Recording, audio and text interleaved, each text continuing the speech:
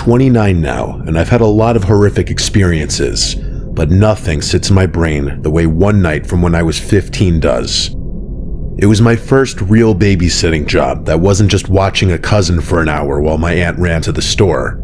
This was a family friend, the kind where your parents know their parents, and everyone assumes it's basically safe by default. They're cool with me telling this story online, so their names are Mark and Diane, and their son Charlie was 5. They lived in a nice house in a quiet, normal neighborhood. Looking back, that's part of why it messed with me.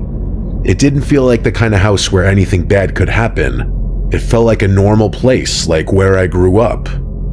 It was a Friday night in early fall. My parents dropped me off around 6:30, and Mark and Diane were already dressed up. Mark shook my hand like I was applying for a job at his office, and Diane kept calling me a lifesaver. Mark and Diane went over the basics, like when we eat, what we eat, when his light's out, and keeping his door cracked open. If he has to use the bathroom, walk him there, because he sometimes gets scared in the hallway at night. Mark also pointed out the locks. There was a front door lock they never used because they came in through the garage. The back door, though, was the one I'd use if I needed to step out onto the deck. He mentioned I'd have to lock both the locks, and he pointed to the deadbolt up top and the regular doorbell lock underneath. I nodded like I understood. I thought it was obvious. I thought a lock was a lock. They left around 7. As soon as their car pulled away, Charlie asked if we could play board games and hide and seek. And the hide and seek I tried to talk him out of because the house was bigger than I expected, and I didn't want him hiding somewhere stupid and getting hurt. We compromised by playing a simple card matching game at the coffee table, then a video game on the little console in the family room. It was one of those kids games where you basically just run around collecting stuff and the character can't really die. Around 7:45, I heated up the food Diana had left. It was mac and cheese and chicken nuggets, basically babysitter cheat code. Charlie ate in front of the TV, which his parents probably didn't normally let him do, but I wasn't trying to be the strict babysitter on my first paid job. After dinner, we brushed his teeth and went to his room. His room was on the 2nd floor. The house had this wide hallway that ran past a couple bedrooms and a bathroom. Charlie's room was at the end, and it had a small closet with sliding doors. Inside, from what I could tell earlier when he grabbed a toy, it was mostly little kid clothes and some storage bins on the top shelf. His room had a hamper in the corner by his dresser, one of those tall ones with a lid. There was a nightlight on his dresser that glowed soft yellow. I tucked him in and read him a short book, and as I was walking out, he asked if I'd stay in the hallway for a minute. I stood outside his door and listened to him rustle around for maybe 30 seconds. Then his voice went quiet, and I figured he was settled. I left his door cracked like they said. Diane had showed me the guest bedroom where I could hang out once Charlie was asleep. It was down the hallway from Charlie's room, closer to the stairs. It had a small TV, like a spare room TV, and a bed with a comforter that looked like it was never used. I turned the TV on and flipped through the channels until I found some random show. I lay on top of the bed, shoes off, phone in my pocket. It felt like the job was basically done, but that lasted maybe 40 minutes. I was half watching the TV when I heard soft footsteps in the hallway. I looked up, and Charlie was standing in the doorway of the guest room. He was rubbing his eyes and holding his stuffed animal. His face didn't look sleepy though, he looked scared. I asked what was wrong. He didn't come in at first, he just whispered, "Chris." I motioned him over, and he walked in slowly, like he didn't want to turn his back to the hallway. He said he heard something in his closet. I tried to assure him it was likely a house settling noise, that houses creak a lot. He shook his head fast, saying no, it was more like a scratch. I still knew it had to just be typical toddler imagination. I told him there were no monsters in his closet and asked if he wanted me to check. He nodded, and I walked him back to his room. I turned his light on fully and looked at the closet.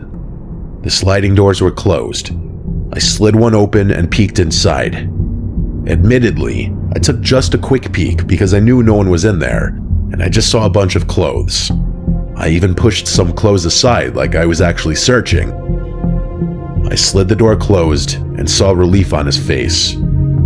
I tucked him back in and went back to the guest room, but 15 minutes later, I heard footsteps again. This time, Charlie came in quicker, and he was more upset. He said, "Chris, the closet door moved." I sat up and tried not to show annoyance, even though I felt it for a second. I tried to stay patient. I said, "Okay, let's go check." We walked back down the hallway, and when we got to his room, I stopped in the doorway. The closet door was fully open. One of the sliding panels was pushed all the way to the side.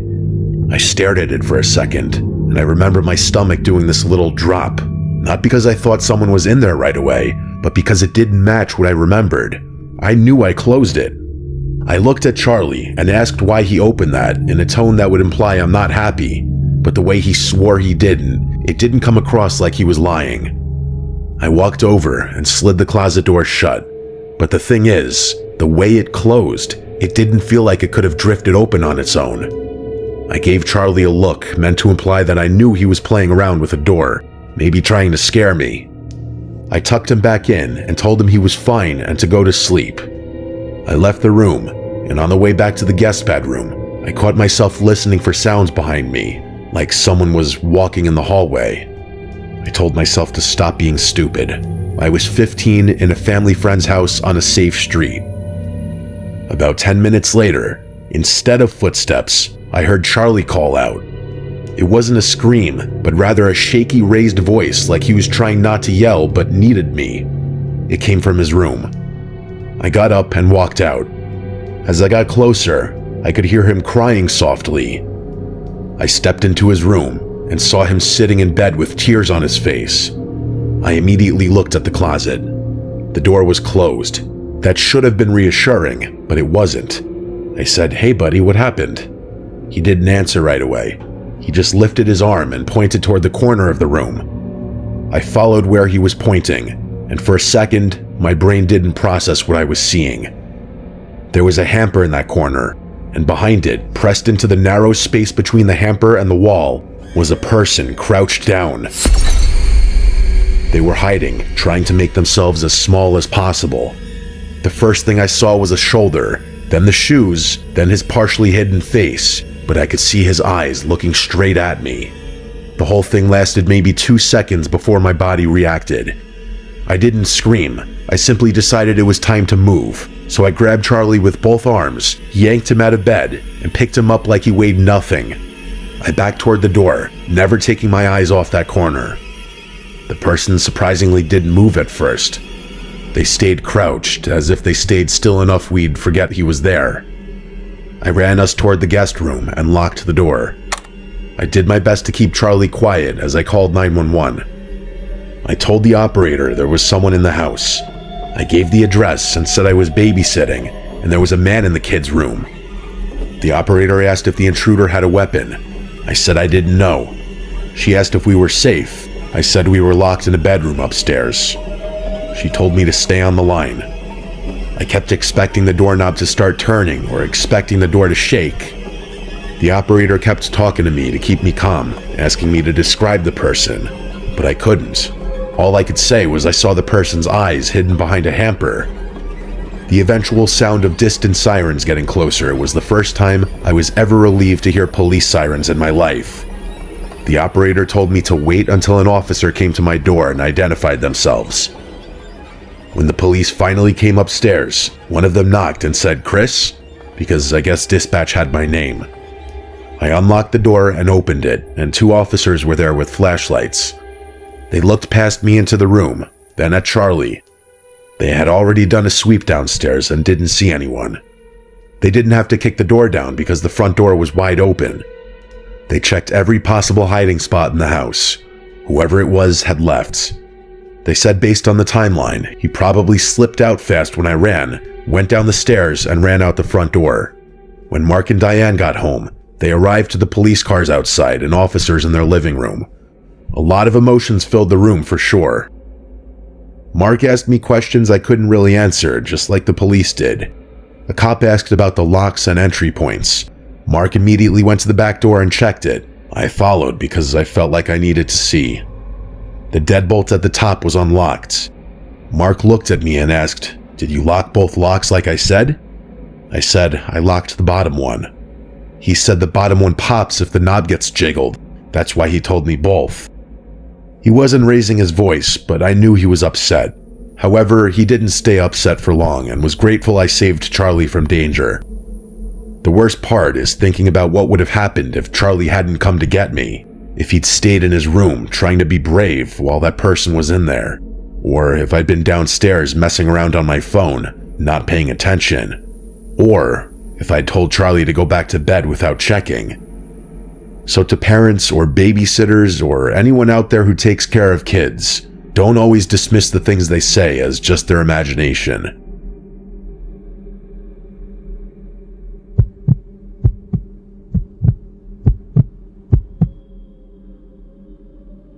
The third time I babysat AJ was the only time I was ever asked to stay overnight at someone else's house, and it's also the last time I ever babysat for anyone at all.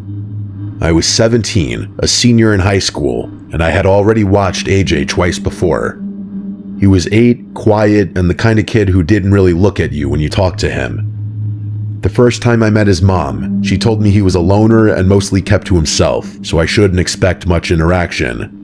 She said that like it was a good thing, like it meant the job would be easy, and honestly, the first 2 times kind of were. I barely had to do anything besides heat up food and remind him when it was time to get ready for bed. He'd just sit in his room playing video games like Grand Theft Auto for hours.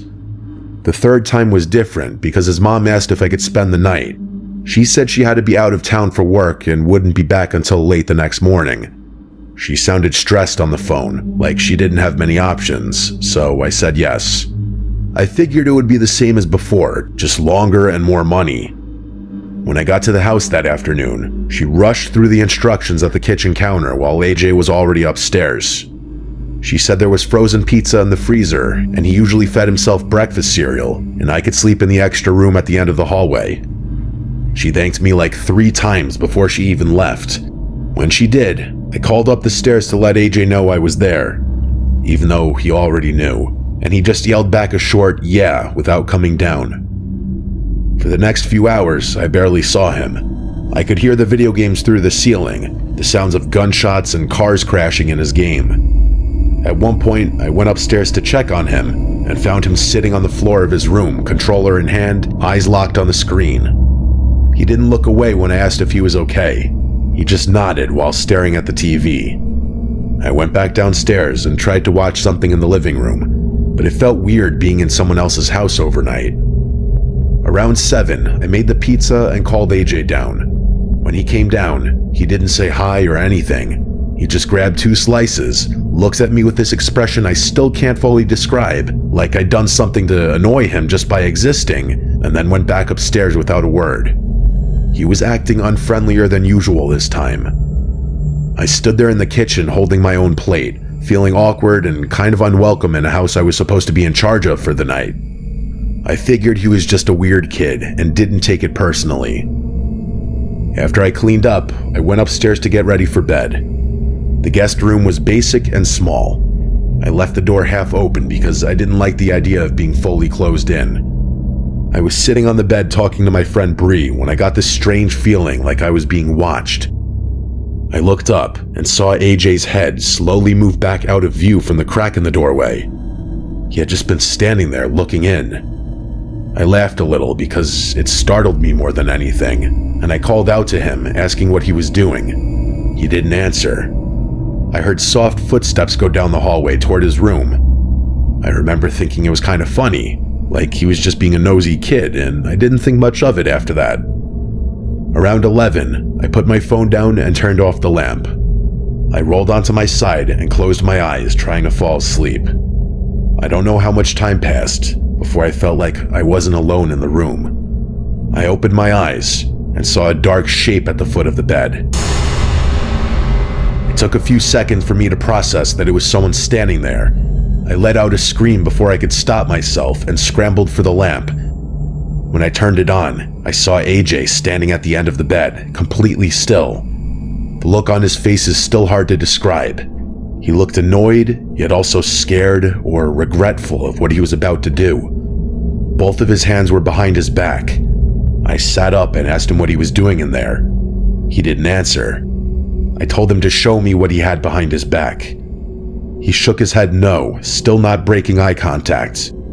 That scared me more than if he yelled or cried. I got out of bed and moved toward him, telling him he needed to go back to his room. When I reached him, I grabbed his arm and turned him slightly, and that's when I saw the handle of a large kitchen knife in his hand. That's when I screamed again and covered my mouth with my hand without even meaning to. I yelled at him to get out of the room, to go, to leave. My whole body was shaking. He didn't argue, he just ran out into the hallway, still holding the knife. I rushed to the door, slammed it shut, and locked it. I fumbled with my phone, trying to call his mom because my hands were actually shaking. When she answered, I could barely get the words out. I told her AJ came into my room with a knife while I was sleeping. There was a long silence on the other end. Then her voice changed completely. She sounded horrified, like she had been expecting something bad, but not this bad. She kept apologizing over and over, saying she was so sorry and that she believed me. I told her I couldn't stay there.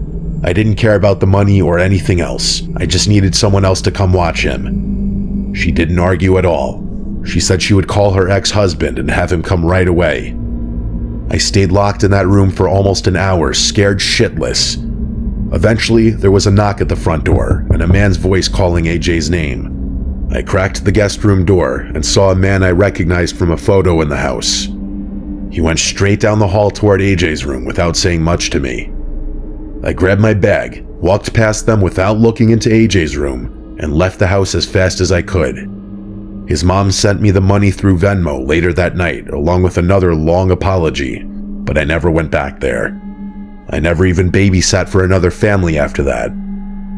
I feel like I was actually close to becoming a news article online about a babysitter getting murdered by a child.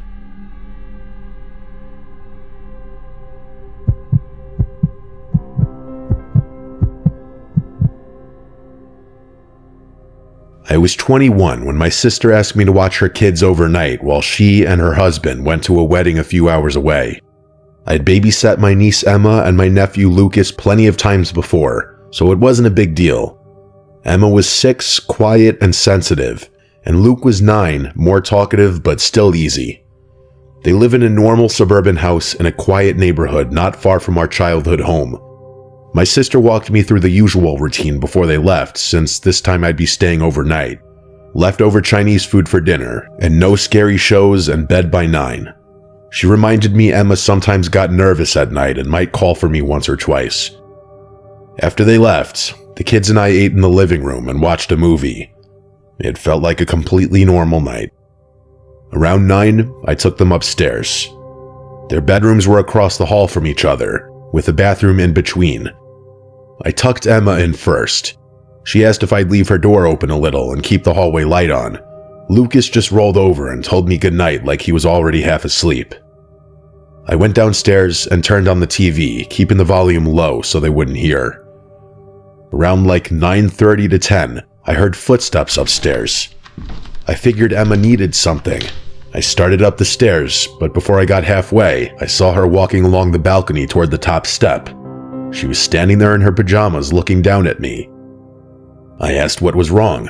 She said I already came in her room and told her to go back to sleep, but she hadn't been able to. I stopped on the stairs and told her I hadn't been upstairs since I put them to bed. She thought I was joking at first. She said I stood in her doorway a few minutes ago and told her everything was fine in a whisper.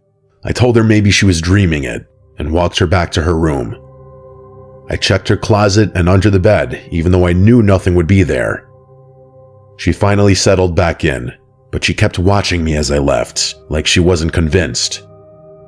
I went back downstairs, feeling slightly uneasy, but still telling myself kids mix dreams with reality all the time. About 20 minutes later, Lucas came down, rubbing his eyes. He asked why I came into his room. I felt a chill go through me. I told him I didn't. He said I stood by his dresser and looked at him, then walked out without saying anything. I tried to keep my voice calm and told him he must have been half asleep, but now this was weird, because both of them said pretty similar things. Instead of going back to bed, he stayed next to me on the couch now. That was when I started to really listen to the house. Every small sound felt louder. I turned the TV off, and the silence literally made my ears ring. Lucas noticed me doing this, and I think it started to scare him when I told him to shush for a second. I heard something upstairs. It was light footsteps running, and then I saw her running across the balcony upstairs and then racing down the stairs, screaming Uncle Dan a bunch of times. When she got to the living room, I asked her what's wrong, and she started crying, saying there's someone upstairs. I think this was around the time my heart really started racing. They weren't playing a little kid prank on me. She was crying genuine tears. I asked her why she thought there's someone upstairs, and she responded saying someone came in her room again and said goodnight, but it didn't sound like me.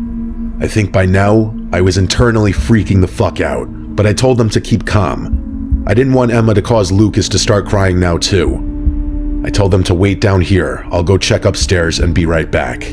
And that's exactly what I planned to do. But I wasn't going up there without a weapon at this point. I went to the kitchen, secretly grabbed a knife, and placed it in front of me as I walked back into the living room and then up the stairs. The kids were still on the couch. I made it to the upstairs balcony that overlooks the living room. I did a little march as I walked across it to try to make them laugh, but it didn't work. As I passed the balcony and into the upstairs foyer that led to the kids' bedrooms, I can't iterate enough just how much I wasn't expecting what happened next. I heard something in Emma's room. I peered inside and thought I saw something or someone. I quietly said hello so the kids wouldn't hear, but I wasn't expecting someone to respond. In a very weird, high-pitched voice, yet still sounding like a grown man, someone said, "Aren't they just so special?"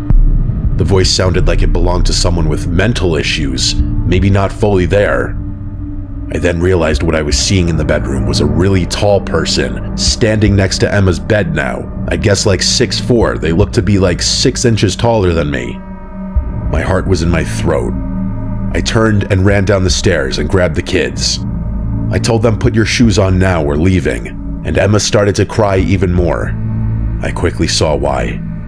Peering around the wall up the balcony upstairs was this grotesque-looking man doing peekaboo with his hands toward the kids. I said forget the shoes and ran the kids outside with me in their socks. We ran to a house a couple doors down where I saw lights on inside, and I rang the bell 5 times. The lady who answered knew Lucas and Emma. I introduced myself and quickly explained the situation.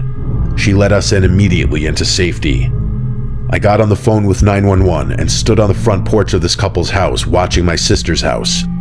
And as I saw that man casually strolling out of her house, walking down the walkway into the darkness of the street in the opposite way, the 911 operator told me not to engage him in any way and that officers would be there soon.